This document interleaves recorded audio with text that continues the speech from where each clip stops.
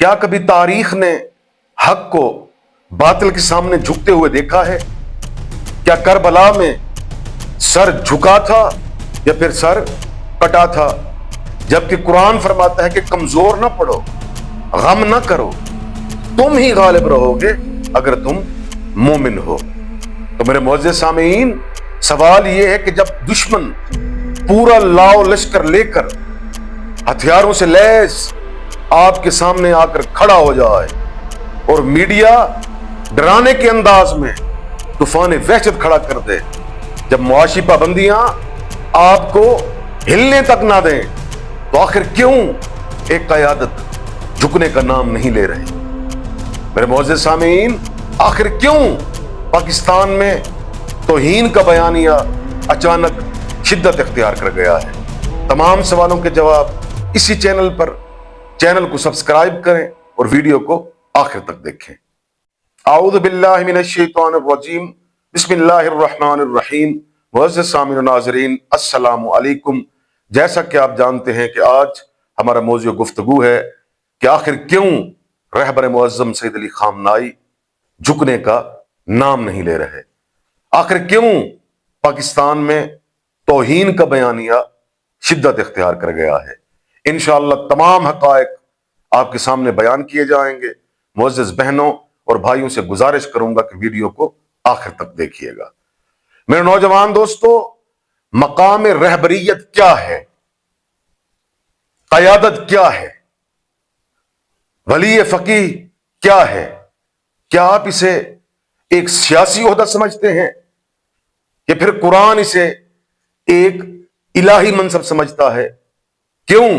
اس لیے کہ پروردگار عالم سورہ بقرہ میں ارشاد فرماتا ہے، بسم اللہ الرحمن الرحیم، انی جاعلک للناس اماما، انسانیت کے لیے امام میں بنانے والا ہوں، رہبر میں بناتا ہوں، قیادت میں بناتا ہوں۔ معزز سامعین، امیر کائنات امیر المومنین علی ابن ابی طالب علیہ السلام نہج البلاغہ میں فرماتے ہیں کہ ظلم باقی نہیں رہتا چاہے کتنا ہی طویل کیوں نہ ہو جائے۔ میرے معزز سامعین، اب سوال یہ ہے کہ ایک عالمی رہبر، ایک الہی رہبر جھکنے کا نام کیوں نہیں لے رہا؟ کیا یہ ضد ہے یا پھر قرآن کا حکم؟ انشاءاللہ تمام حقائق آپ کے سامنے رکھے جا رہے ہیں۔ معزز سامعین، اسلامی تاریخ میں اقتدار میں رہنے کے لیے دو راستوں کا انتخاب کیا جاتا ہے۔ میرے ایک ایک جملے پر توجہ کیجئے گا۔ پہلا راستہ کون سا ہے؟ اقتدار کو تحفظ دینے کے لیے مصلحت پسندی کا راستہ، یعنی کچھ دو اور کچھ لو، اس راستے کا انتخاب کیا جاتا ہے۔ اور دوسرا راستہ کون سا ہے؟ اصول اور نظریات پر باقی رہنا، چاہے کتنا ہی بڑا نقصان کیوں نہ ہو جائے۔ کیا آپ بھول گئے امام حسین علیہ السلام کو، وہ تاریخی جملہ جس نے تاریخ کو ورطہ حیرت میں ڈال دیا؟ امام حسین علیہ السلام نے فرمایا کہ مجھ جیسا تجھ جیسے کی بیعت ہرگز نہیں کر سکتا۔ میرے نوجوان دوستو، یہ جملہ شاید آپ کو چھوٹا لگے، لیکن خدا کی قسم اس جملے میں ایک قائد، ایک لیڈر اور ایک رہبر کی قیادت کا معیار چھپا ہے۔ معزز سامعین، پروردگار عالم سورہ ہود میں ارشاد فرماتا ہے، بسم اللہ الرحمن الرحیم، فاستقم کما امرت۔ پروردگار عالم ارشاد فرماتا ہے کہ ثابت قدم رہو جیسا کہ تمہیں حکم دیا گیا ہے۔ استقامت یعنی ثابت قدم رہنے کا مطلب یہ ہے کہ انقلاب اسلامی کے لیے جن امور کو واجب قرار دیا گیا ہے ان پر عمل کرنا۔ میرے نوجوان دوستو، آج اگر رہبر معظم سید علی خامنائی استقامت دکھا رہے ہیں، جھکنے کا نام نہیں لے رہے، تو خدا کی قسم یہ ان کی کوئی ضد نہیں ہے، بلکہ قرآن کا حکم یہی ہے۔ نوجوان دوستو، پروردگار عالم ارشاد فرماتا ہے، بسم اللہ الرحمن الرحیم، وَلَا تَرْكَنُوا إِلَى الَّذِينَ ظَلَمُوا، خبردار ظالمین کی طرف مت جھکو۔ تو کیا یہ استقامت جرم ہے؟ کیا غلامی سے انکار جرم ہے؟ یہ لڑائی زمین کی نہیں ہے، یہ لڑائی ضمیر کی ہے، یہ لڑائی سرحدوں کی نہیں ہے، بلکہ یہ لڑائی نظریات کی جنگ ہے۔ معزز سامعین، میرے نوجوان دوستو، क्या आपने कभी गौर किया है कि जब भी अमेरिका और ईरान आमने सामने आते हैं तो पाकिस्तान में तौहीन का बयानिया शिद्दत इख्तियार कर जाता है? उसकी वजह क्या है?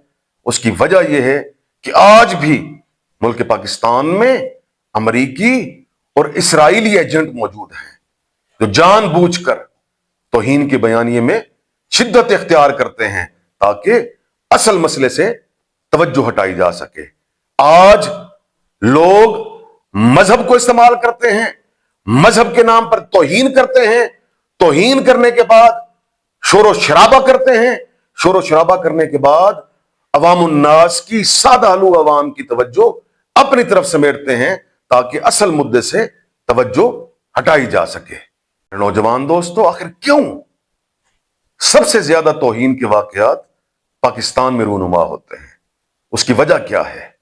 उसकी वजह मैं आपको बताता हूं। ये तमाम तर बयानिए तौहीन के हों, मजहब के हों, ये तमाम तर हुकूमती सरपरस्ती में होते हैं। इस्टेब्लिशमेंट इनको सपोर्ट करती है, बड़ी बड़ी एजेंसियां इसमें इन्वेस्टमेंट करती हैं। आज दुनिया जानती है कि सबसे बेहतरीन जंग सॉफ्टवेयर है कि आप लोगों को इस्तेमाल करें, मजहब को इस्तेमाल करें, और सादालू अवाम मजहब के तौर पर इस्तेमाल होती है, चाहे मजहब पर अमल करें या ना करें, लेकिन मजहब पर मरने के लिए तैयार हो जाते हैं। देखिए, तफरका फैलाना दुश्मन का काम है। खुदा की कसम, आका खुमैनी रिजवानुल्लाह तआला का एक जुमला, क्या शानदार जुमला है। आप फरमाया करते थे कि दुश्मन हमारे हथियारों से खौफजदा नहीं है, बल्कि दुश्मन हमारी वहदत से खौफजदा है।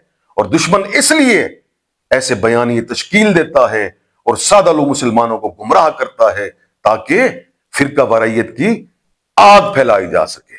मुअज़्ज़िज़ सामीईन, मेरे नौजवान दोस्तों, अवामुन्नास का असल इम्तिहान जज्बात नहीं है बल्कि बसीरत है। साहिब बसीरत बने, शऊर हासिल करें, फिरका वारियत की आग से बचें। ये दुश्मन का मुअस्सर तरीन हथियार है।